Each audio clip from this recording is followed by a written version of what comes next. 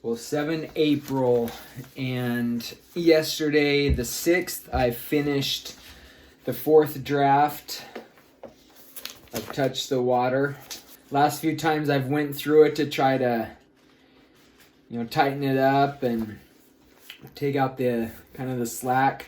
I feel like I'm doing that, but for some reason it gets a page longer, so now we're at 115 pages. This will be the longest film. If I shoot it at 115 pages, it'll be the longest page count that I've shot one of my movies at. I think Turquoise was the other one, and it was, a little over 100 pages. So 115, that's a lot. So today I started storyboarding. So I went online and found some nice downloadable storyboard pages. Kind of nice, has three boards.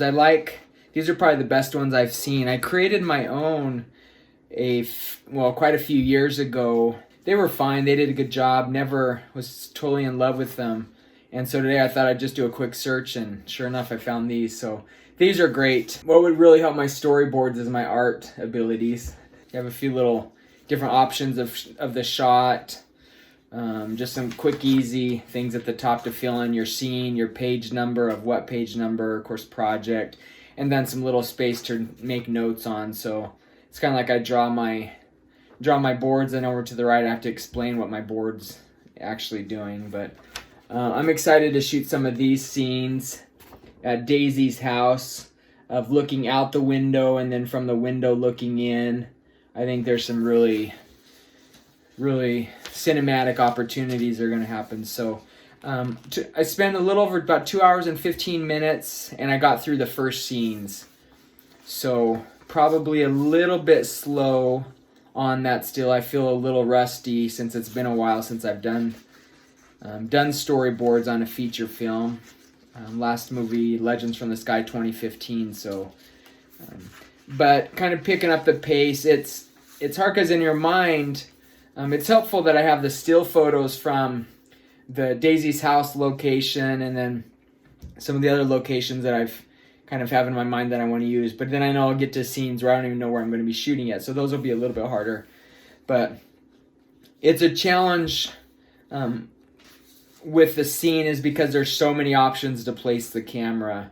Like in Daisy's front room, I mean, you have that whole room that you can even stick a camera outside looking through the window into that space.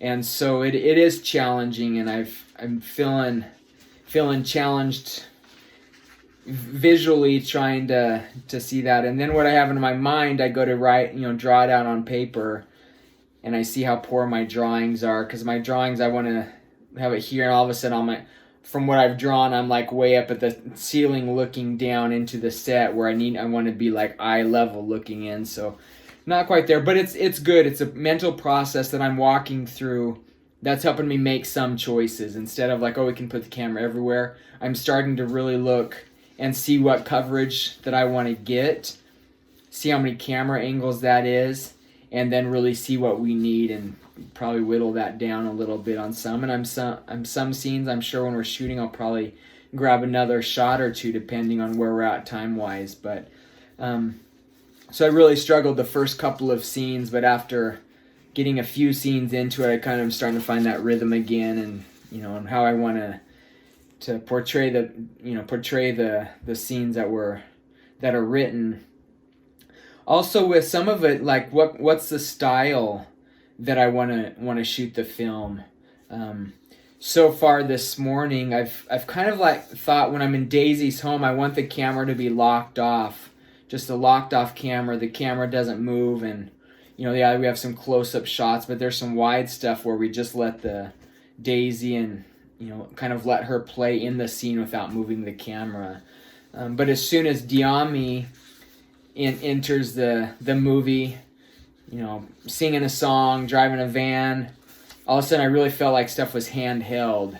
And so that's kind of handheld. And then they meet up in scene 7 is where Diami and Daisy meet up. And so still kind of having that dialogue in my mind, whether we keep it a little more handheld or everything is literally on sticks locked off, or is there any dolly moves or things like that. So that's kind of in my mind too, as I'm questioning not just where to put the camera, but is it locked down, is it moving, handheld, some of those options.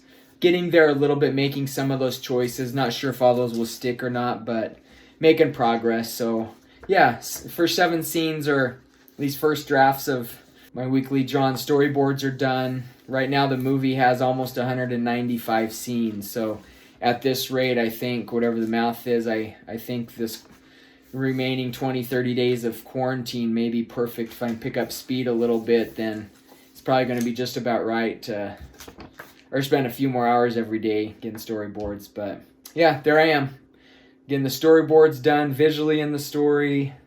I'm pleased with the script.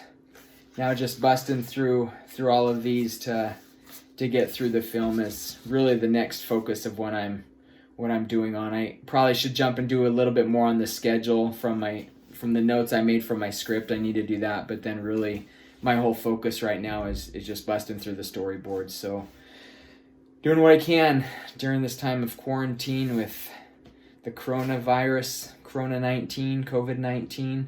So just continuing on.